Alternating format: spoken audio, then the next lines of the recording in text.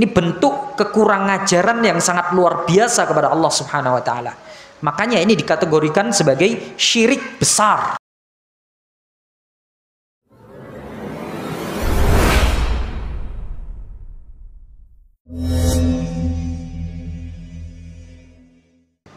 Bismillahirrahmanirrahim. Assalamualaikum warahmatullahi wabarakatuh.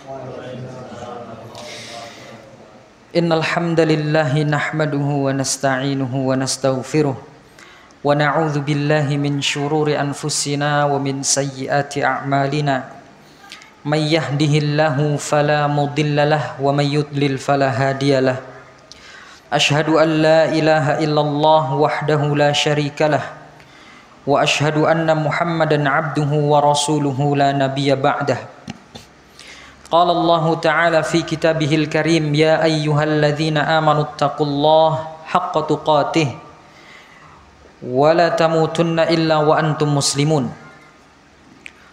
Wa qala ya ayyuhan nas ittaqu rabbakumul ladzi khalaqakum min nafsin wahidah wa khalaqa minha zawjaha wa batha minhuma rijalan katsiran wa nisaa'a wattaqullaha alladzi tasaaluna bihi wal arham innallaha kana 'alaikum raqiba. Wa qala ya ayyuhalladzina amanu taqullaha wa qulu qawlan sadida yuslih lakum a'malakum wa yaghfir lakum dhunubakum wa may yuti'illaha wa rasulahu faqad faza fawzan 'azima.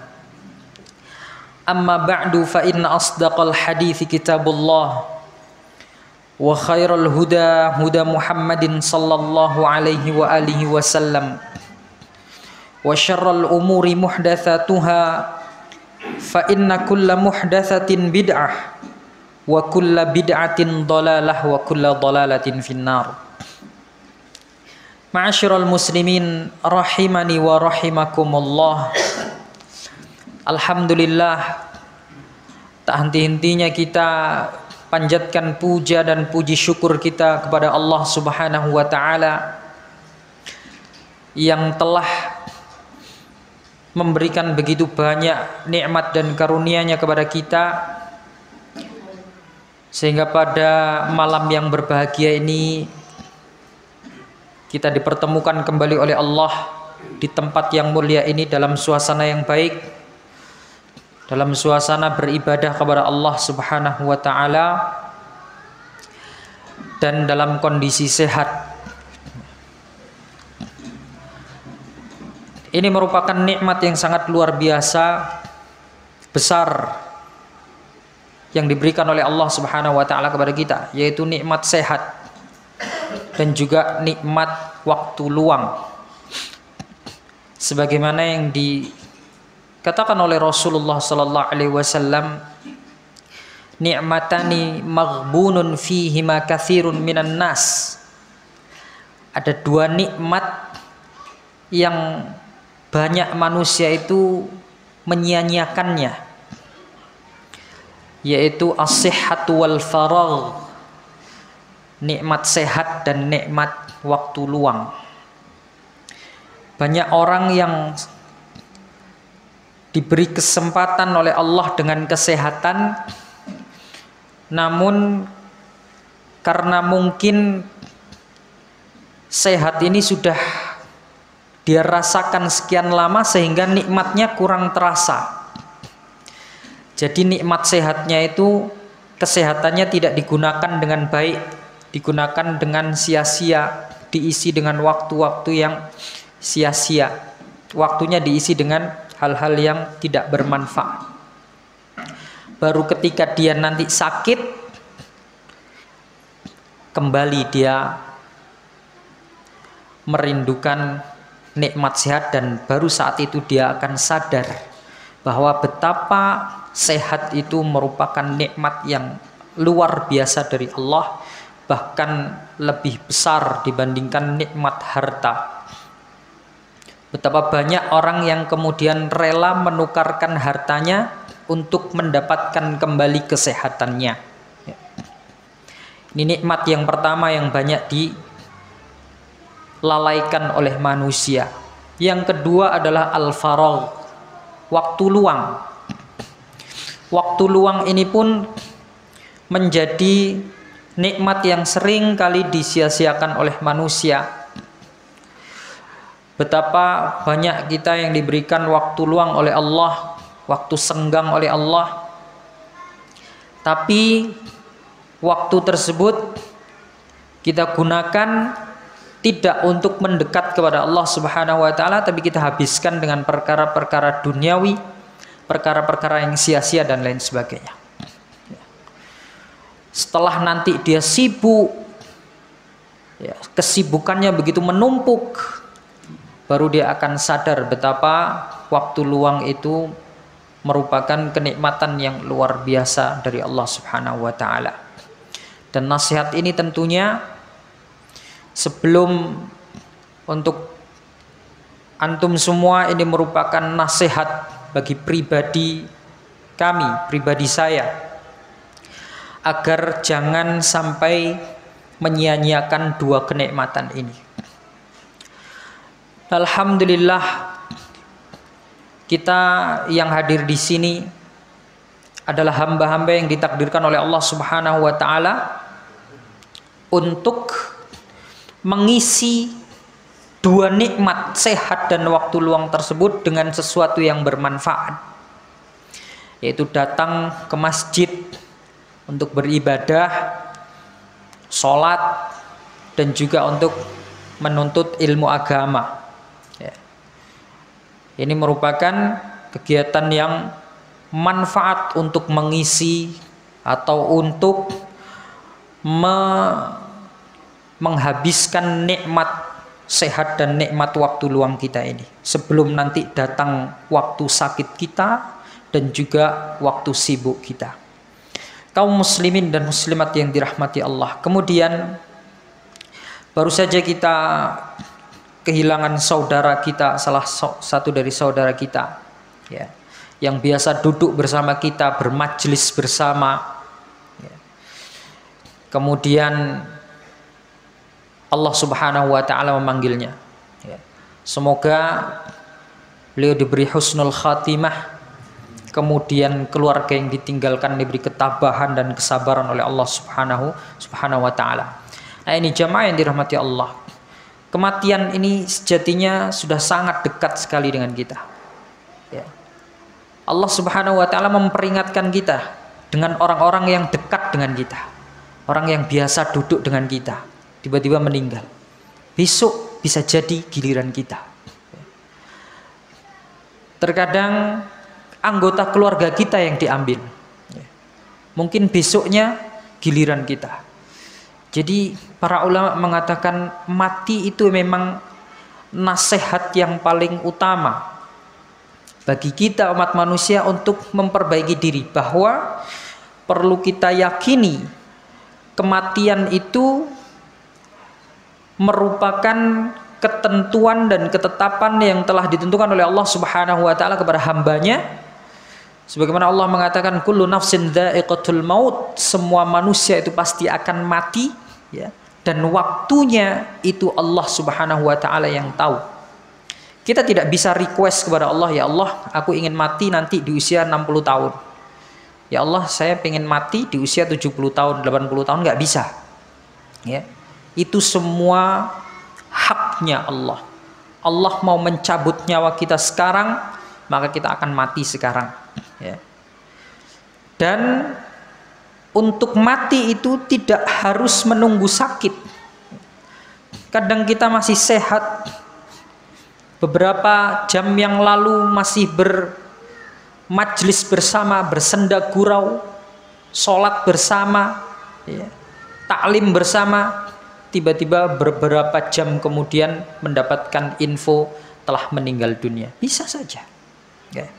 Jadi mati tidak harus menunggu sakit. Oleh karena itu jamaah yang dirahmati Allah, ini merupakan peringatan bagi kita, dan bahwa sejatinya jarak antara kita dengan kematian, dengan akhirat itu sangat dekat sekali, ya. Maka kalau kita tidak segera mempersiapkan diri, khawatirnya Allah Subhanahu wa taala tiba-tiba langsung mengambil nyawa kita wal'iyadzubillah dalam kondisi kita lalai, ya. Makanya kita perlu memperbanyak istighfar, bertaubat kepada Allah Subhanahu wa taala. Kalau lalai, segera kembali kepada Allah. Ketika kita berbuat maksiat, segera beristighfar kepada Allah Subhanahu wa taala dan banyak-banyak doa. Allahumma rzuqna husnal khatimah wa na'udzubika min su'il khatimah. Ya Allah, anugerahkanlah kepada kami husnul khatimah dan jauhkanlah kami, hindarkanlah kami dari su'ul khatimah. Ya. Itu yang penting jamaah yang dirahmati Allah. Yang penting itu. Sesusah apapun kehidupan kita di dunia, kalau kita husnul khatimah, aman hidup kita. Beres sudah. Sebaliknya, sebahagia apapun kehidupan kita di dunia, tapi kalau su'ul khatimah, sia-sia semua, celaka semuanya. Ya. Kenikmatan yang kita rasakan di dunia tidak akan ada bekasnya sama sekali ketika nanti di akhirat. Maka jamaah yang dirahmati Allah, tubu ilallahi jami'an.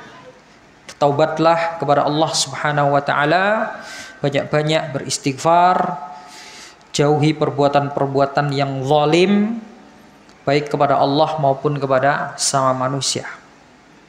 Kaum muslimin dan muslimat yang dirahmati Allah Subhanahu wa taala, pada kesempatan malam yang berbahagia ini insyaallah kita akan lanjutkan kajian kita membahas kitab yang dikarang oleh Syekh Muhammad bin Abdul Wahhab rahimahullahu taala, yang beliau beri judul dengan Kasyfus Syubhat, menyingkap syubhat-syubhat atau kerancuan-kerancuan pola fikir terhadap akidah.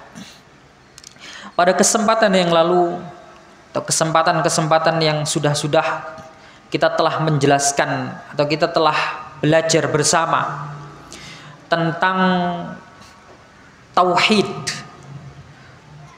yaitu tauhid uluhiyah, ya, tauhid ibadah, mengesahkan Allah Subhanahu wa taala dalam hal ibadah. Dan tauhid ibadah ini merupakan tauhid yang dibawa oleh semua rasul, oleh semua utusan dari yang pertama sampai akhir, dari Nabi Nuh alaihi salatu wassalam sampai Nabi Muhammad sallallahu alaihi wasallam. Semua pokok dari ajaran mereka adalah memurnikan tauhid ibadah, ya.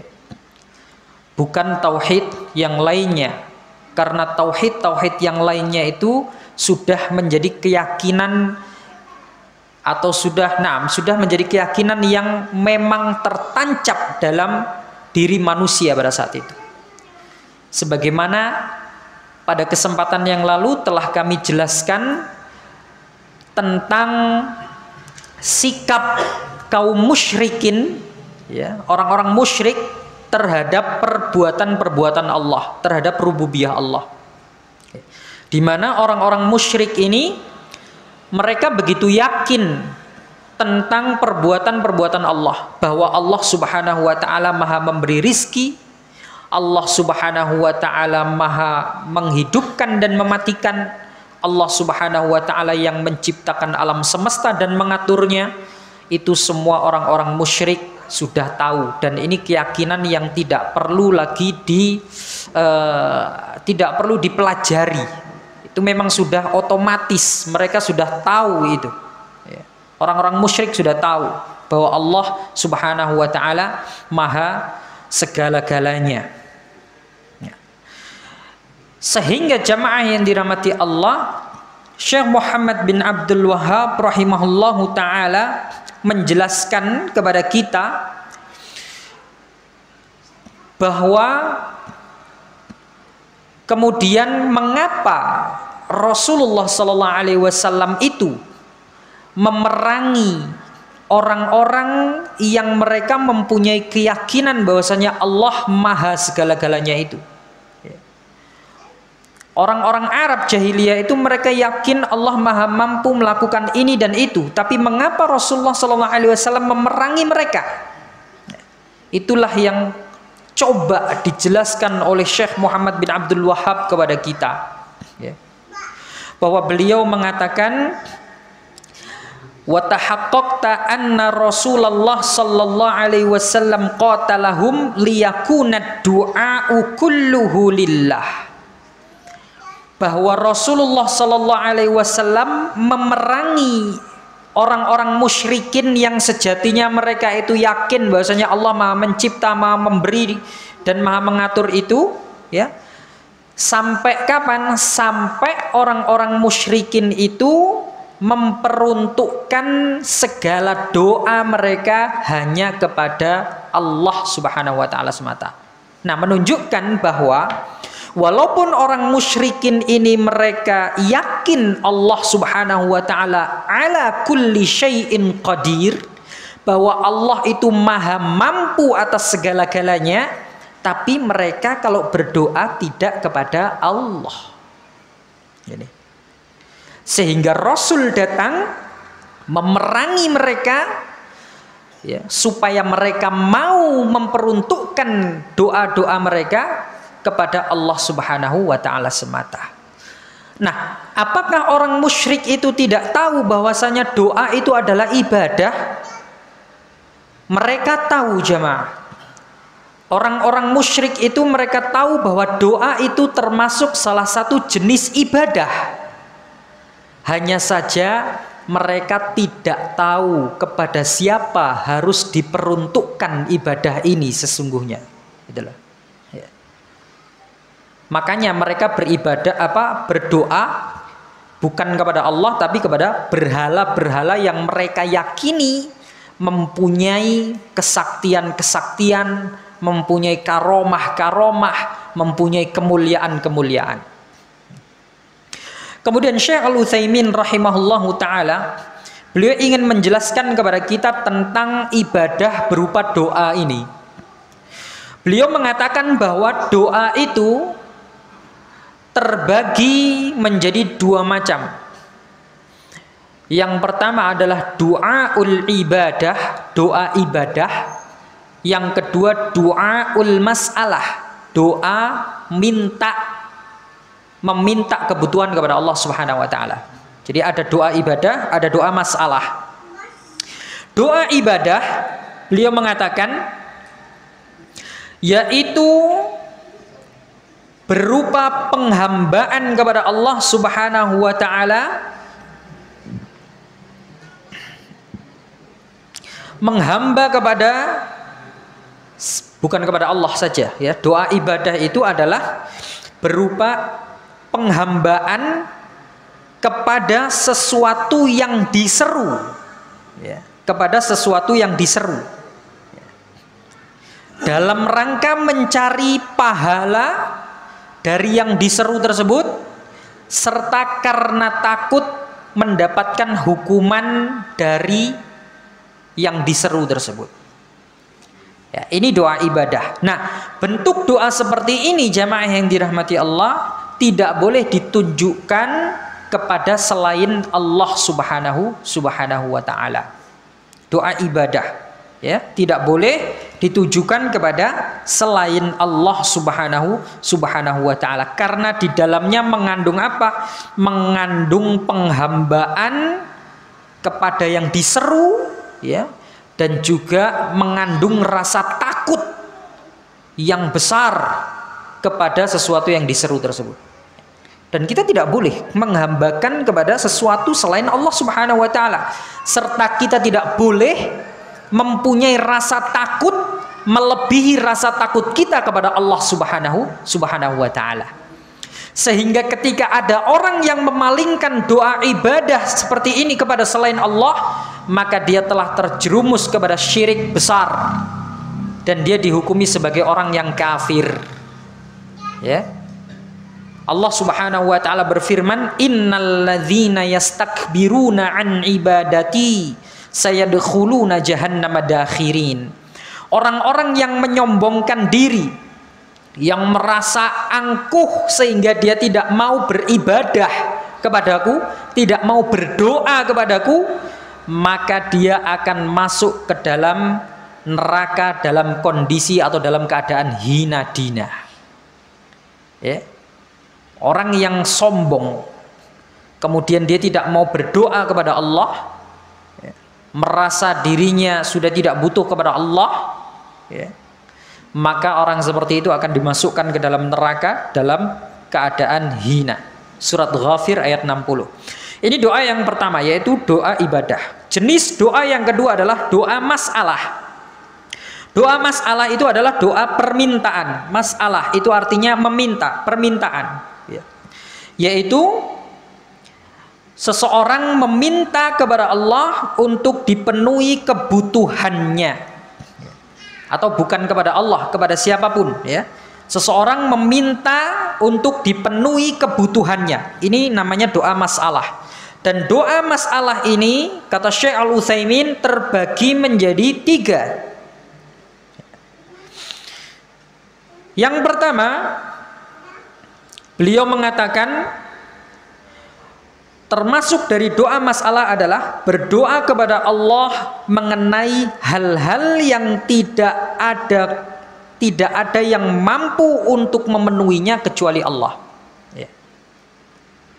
Kita meminta kepada Allah terhadap sesuatu yang tidak bisa atau tidak ada yang bisa memenuhi sesuatu yang kita inginkan tersebut kecuali Allah. Misal apa? Minta rezeki misal. Ya. Minta dimudahkan rizki. Tidak ada yang bisa memberikan rizki kecuali Allah. Innallaha huwar razzaq. Allah adalah maha pemberi rizki. Selain itu tidak bisa memberi rizki. Ya. Nah, beliau mengatakan, Syekh Al-Utsaimin mengatakan, ini merupakan bentuk ibadah kepada Allah Subhanahu wa taala. Ya. Doa meminta hajat kepada Allah terhadap suatu hajat yang tidak bisa dipenuhi kecuali oleh Allah Subhanahu wa taala semata, ini merupakan ibadah, ya. Karena apa? Karena doa seperti ini mengandung unsur kebutuhan kita kepada Allah Subhanahu wa taala. Ya. Berarti menunjukkan kita ini sangat butuh sekali kepada Allah Subhanahu wa taala. Dan doa yang seperti ini tidak boleh dipalingkan kepada selain Allah Subhanahu wa taala.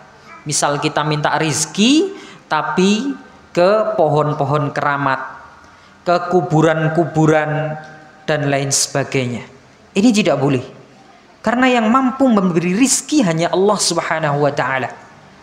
Syekh Muhammad bin Abdul Wahhab atau Syekh Al-Utsaimin rahimahullahu taala mengatakan, kalau ada orang yang kemudian dia datang meminta kepada selain Allah Subhanahu wa taala terhadap perkara, terhadap hajat yang sejatinya hanya Allah Subhanahu wa taala semata yang mampu melakukannya, maka dia telah terjerumus dalam kemusyrikan. Ya. Syirik besar. Dosa besar. Ya. Dan ini syirik model yang seperti ini yang disebutkan oleh Allah Subhanahu wa taala, innallaha la yaghfiru ayyushraka bih. Allah tidak akan mengampuni dosa syirik. Wa yaghfiru ma duna dzalika liman yasha, dan Allah mengampuni dosa selain syirik jika Allah menghendaki. Ya. Syirik yang tidak akan diampuni oleh Allah ketika seorang itu mati adalah syirik besar seperti ini contohnya. Dia datang kepada makhluk Allah meminta suatu perkara yang sejatinya perkara tersebut yang mampu memberikan hanya Allah Subhanahu wa taala semata. Ini syirik besar. Misal minta hujan, kemarau panjang, dia butuh hujan, mereka butuh hujan, suatu kaum butuh hujan. Akhirnya mereka mendatangi tempat-tempat yang mereka keramatkan. Misalkan ada pohon yang keramat, diyakini mempunyai penunggu yang keramat dan lain sebagainya. Akhirnya dia minta hujan kepada pohon tersebut, atau minta hujan kepada berhala, ya, atau minta hujan kepada pawang-pawang hujan dan lain sebagainya. Maka hati-hati. Yang mampu menurunkan hujan itu hanya Allah Subhanahu wa ta'ala. Ketika kita minta itu kepada selain Allah, maka kita sama saja menduakan Allah, menganggap bahwasanya ada zat lain yang mampu melakukan itu selain Allah. Dan ini sama saja menghinakan Allah. Ini bentuk kekurang ajaran yang sangat luar biasa kepada Allah Subhanahu wa ta'ala. Makanya ini dikategorikan sebagai syirik besar. Dan orang kalau mati dalam keyakinan itu, maka wal'iyadzubillah Allah tidak akan mengampuninya. Orang kalau mati membawa dosa, selain syirik, dia belum sempat bertaubat, ada kemungkinan Allah mengampuni dosa-dosanya. Dilihat dulu nanti sama Allah, ini amal ketaatannya seperti apa, kira-kira cukup nggak dibuat menghapus dosa-dosanya ketaannya. Kalau cukup, alhamdulillah. Jadi kesalahan-kesalahan dosa-dosanya itu bisa dihapus dengan amal solehnya dia, walaupun dia belum bertaubat. Tapi kalau orang mati membawa dosa syirik, sebanyak apapun ketaatan yang dia lakukan di bumi, nggak akan bisa untuk menghapus dosa syirik itu. Maka hati-hati, ya. Ini perlu dipahami oleh kaum muslimin, karena nyatanya jemaah yang dirahmati Allah, banyak kemudian kaum muslimin yang belum mengetahui hal ini, ya. Dan perlu kita fahamkan kepada mereka. Barangkali ada saudara-saudara kita, kerabat kita, ya. Kita nasihati mereka ketika mereka masih mempunyai keyakinan-keyakinan yang menyimpang seperti ini. Karena kasihan. Kita menasihati itu bukan untuk mencela mereka, bukan. Justru nasihat ini kita berikan kepada mereka sebagai bentuk kepedulian kita kepada mereka supaya mereka tidak terjerumus ke dalam neraka, waliyadzubillah. Jadi kadang orang itu salah faham menilai kita ketika kita memberikan nasihat, ketika kita mengkritik mereka. Dikira ini sok alim, sok merasa paling benar sendiri. Enggak. Toh kita juga nggak bisa memvonis diri kita ini masuk surga, enggak. Ya. Belum tentu juga. Hanya saja kita melihat secara amalan secara zahir, ketika itu menyimpang dari ajaran Allah Subhanahu wa ta'ala, ya kita benarkan. Kita membenarkan itu bukan karena kita merasa suci, paling suci, bukan. Ketika kita menasehati itu bukan berarti kita kemudian merasa menjadi manusia yang paling benar sendiri, enggak. Enggak ada jaminan surga bagi kita. Semua mempunyai peluang masuk surga dan neraka. Ya. Kami punya peluang itu, Anda pun punya peluang seperti itu. Ya. Nah, jamaah yang dirahmati Allah Subhanahu wa ta'ala, ini jenis doa masalah yang pertama, yaitu meminta sesuatu kepada Allah terhadap perkara yang tidak mampu dilakukan atau dikabulkan kecuali oleh Allah Subhanahu wa ta'ala semata. Maka itu harus kita berikan kepada Allah, tidak boleh kita minta kepada selain Allah. Jenis doa masalah yang kedua adalah meminta kepada orang yang masih hidup sesuatu yang mampu dia tunaikan. Ya. Jadi kita minta tolong kepada orang. Doa masalah itu kan meminta tolong, ya, minta sesuatu. Nah, boleh kita minta sesuatu kepada orang dengan catatan apa? Orang itu mampu membantu. Akhi, tolong ambilkan air di ember itu. Boleh. Ya. Akhi, tolong antarkan saya ke tempat ini dan itu. Boleh. Dan ini termasuk doa masalah. Ya, kita minta kepada orang terhadap sesuatu yang orang tersebut mampu melakukannya. Maka yang demikian ini tidak terlarang. Doa masalah jenis yang ketiga adalah meminta kepada orang yang sudah mati atau orang yang tidak ada di tempat dia. Nah, ini agak sensitif yang ini, ya. Minta sesuatu kepada orang yang mati, ya. Yang ini banyak ternyata dilakukan oleh saudara-saudara kita. Walaupun kadang kalau kita kasih tahu suka ngeles gitu. Oh enggak, saya itu enggak minta kepada mereka gitu. Cuman berdoa saja. Nyatanya kalau kita lihat ya, kalau kata orang bukti digital itu sangat kejam ya. Dia tidak bisa menyembunyikan hal-hal yang sensitif seperti itu. Jadi orang-orang yang tadinya mengatakan ketika di kuburan-kuburan itu mereka tidak minta kepada ahli kubur, tapi nyatanya kita bisa saksikan dengan mata kita sendiri mereka meminta-minta kepada ahli kubur ya. Ya Maulana fulan ya, sahillana fulus ya, dan lain sebagainya. Kan minta langsung kepada si ahli kuburnya itu. Anda pernah lihat itu ya? Ya fulan, Maulana fulan, Habib fulan dan lain sebagainya. Yang dipanggil itu yang di dalam kuburan. Enggak minta ya Allah, enggak. Tapi benar-benar yang di dalam kuburan itu yang dipanggil namanya. Mudahkanlah fulus kepada kami. Mudahkanlah urusan kami. Berilah kami rizki dan lain sebagainya. Ini. Meminta sesuatu kepada orang yang mati atau meminta sesuatu kepada orang yang tidak ada di situ. Orangnya gaib, nggak ada. Entah orangnya mungkin sedang di Irak atau di Palestina sana, kemudian kita minta di sini. Ya Maulana fulan misalkan, mudahkanlah rizki saya. Orangnya tidak ada. Maka yang seperti ini, kata Syekh Al-Utsaimin rahimahullah ta'ala, ini merupakan bentuk kemusyrikan ya.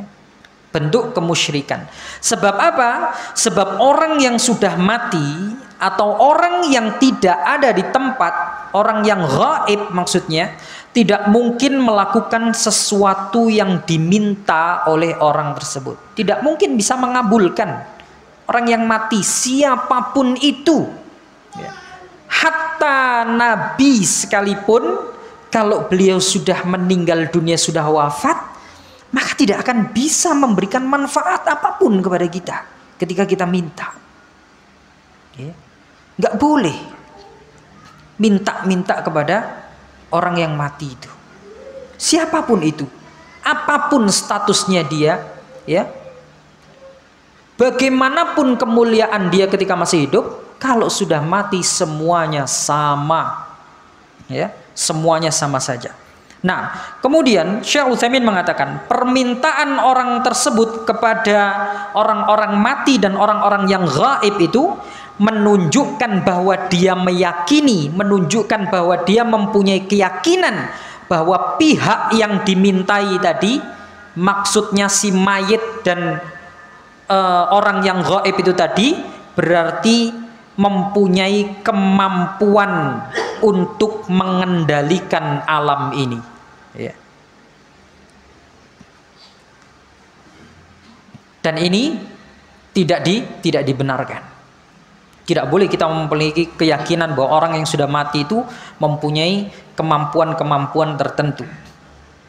Waliyadzubillah. Jadi ini 3 jenis doa masalah yang disebutkan oleh Syekh Al-Utsaimin rahimahullah ta'ala. Nah, dan doa ini merupakan salah satu jenis ibadah sebagaimana yang telah saya sampaikan tadi, yang harus diperuntukkan kepada Allah Subhanahu wa ta'ala, kecuali doa masalah sesuai dengan perinciannya tadi, ya. Jikalau doa-doa yang sepantasnya diperuntukkan kepada Allah Subhanahu wa ta'ala kemudian dipalingkan kepada selain Allah, maka dia syirik besar, kafir, harus bertaubat kepada Allah Subhanahu wa ta'ala, ya. Dan inilah tugas Rasul ketika diutus. Mengapa kok Rasul itu memerangi orang-orang musyrik yang sejatinya percaya bahwasanya Allah maha mampu melakukan ini dan itu, ya. Tujuannya adalah untuk mengembalikan mereka supaya mereka memperuntukkan doanya kepada Allah Subhanahu wa ta'ala. Kemudian yang kedua, wadzabhu kulluhu lillah. Bukan hanya untuk mengembalikan doa ini kepada Allah, tapi juga agar manusia ini hanya memperuntukkan sesembelihannya kepada Allah Subhanahu wa ta'ala. Karena adzabh penyembelihan itu juga salah satu jenis daripada ibadah. Syekh Al-Utsaimin mengatakan, yang dimaksud dengan adzabah, yang dimaksudkan dengan penyembelihan itu adalah membunuh nyawa atau menghilangkan nyawa seekor binatang dengan mengalirkan darah dengan cara-cara tertentu yang telah ditentukan oleh syariat. Nah, dan penyembelihan itu beliau juga merinci, ya. Jadi penyembelihan itu terbagi menjadi beberapa kategori, beberapa hal. Yang pertama, sembelihan yang diniatkan untuk mengagungkan sesuatu, ya. Yang mana kemudian binatang itu ketika disembelih tujuannya adalah untuk diberikan kepada sesuatu tersebut dengan penuh pengagungan dan kerendahan diri kepada benda yang akan diberikan persembahan tersebut, ya. Maka inilah sesembelihan yang termasuk dalam kategori ibadah, ya. Dan sesembelihan seperti ini haram hukumnya diperuntukkan kepada selain Allah Subhanahu wa taala, ya. Kita menyembelih di tempat-tempat yang angker, yang keramat, ya. Kita anggap suci dan lain sebagainya. Kemudian ketika menyembelih, benar-benar hati kita memeruntukkan sesembelihan tersebut untuk hal itu. Nah, ini yang tidak boleh. Ini jatuh ke dalam syirik besar. Allah Subhanahu wa taala memerintahkan kepada Nabi Muhammad untuk berikrar. Qul, katakanlah wahai Muhammad, inna salati wa nusuki wa mahyaya wa mamati lillahi rabbil alamin. Katakanlah kepada umatmu, sesungguhnya salatku, sesembelihanku, hidup serta matiku hanya kuberikan kepada Allah Subhanahu wa taala, la syarikalah. Tidak ada sekutu yang pantas menerima salatku, sembelihanku, hidupku dan matiku kecuali Allah, ya. Tidak ada yang boleh menerima itu semua kecuali Allah Subhanahu wa taala. Jadi salat, menyembelih, ya, hidup dan mati kita harus kita peruntukkan kepada Allah Subhanahu wa taala. Kemudian jenis sesembelihan yang kedua adalah sesembelihan yang diniatkan untuk memuliakan orang, memuliakan tamu dan lain sebagainya misal, ya. Maka hal yang seperti ini merupakan perintah syariat, ya, diperbolehkan, ya. Jadi kita menyembelih bukan untuk persembahan kepada Allah, tapi untuk memberi hidangan kepada orang. Boleh yang seperti ini. Dengan catatan ketika menyembelih tetap harus menyebut asma Allah, ya. Karena binatang yang disembelih tanpa disebut nama Allah padanya, maka sesembelihan tersebut menjadi haram hukumnya, ya. Menjadi haram. Boleh, tapi harus membaca bismillah. Kemudian bentuk sesembelihan yang ketiga adalah menyembelih binatang dengan tujuan untuk menikmatinya, ya. Kita punya binatang ternak, pengen makan daging, ya sudah kita sembelih. Boleh seperti itu. Kita tidak menyembelih untuk mengagungkan Allah, untuk mempersembahkan binatang ini kepada Allah, enggak. Kita memang benar-benar ketika menyembelih itu hanya untuk diri kita. Saya pengen makan daging ayam, saya pengen makan daging kambing ini. Enggak apa-apa, boleh. Tapi lagi harus menyebut nama Allah. Bismillah. Bismillah, Allahu Akbar. Kemudian disembelih. Bentuk sesembelihan, contoh bentuk sesembelihan yang kita peruntukkan kepada Allah adalah ketika, seperti contohnya ketika menyembelih di hari raya Idul Adha. Itu benar-benar kita menyembelih tujuannya bukan semata-mata untuk hidangan kita makan atau untuk kita menghormati tamu, bukan. Tapi tujuan utamanya adalah untuk mengagungkan Allah Subhanahu wa taala. Makanya doanya ketika menyembelih di hari raya Idul Adha itu berbeda dengan ketika kita menyembelih biasanya. Ketika kita menyembelih di hari raya Idul Adha, Allahumma hadza minka, ya Allah, sesembelihan ini darimu, walaka, dan ini aku persembahkan untukmu, ya. Walaka an fulan, dari si fulan dan fulan, ya. Kalau menyembelih di hari-hari biasa cukup membaca Bismillah Allahu Akbar, Bismillah Allahu Akbar, itu sudah cukup, ya. Nah, jadi itu bentuk atau contoh dari penyembelihan yang kita berikan kepada Allah Subhanahu wa taala, seperti penyembelihan di hari raya Idul Adha. Nah, jamaah yang dirahmati Allah Subhanahu wa taala, itu jenis atau 3 bentuk jenis penyembelihan yang disebutkan yang telah diperinci oleh Syekh Al-Utsaimin rahimahullah taala. Kemudian kita lanjutkan membaca tulisan Syekh Muhammad bin Abdul Wahhab. Sudah waktunya Insya.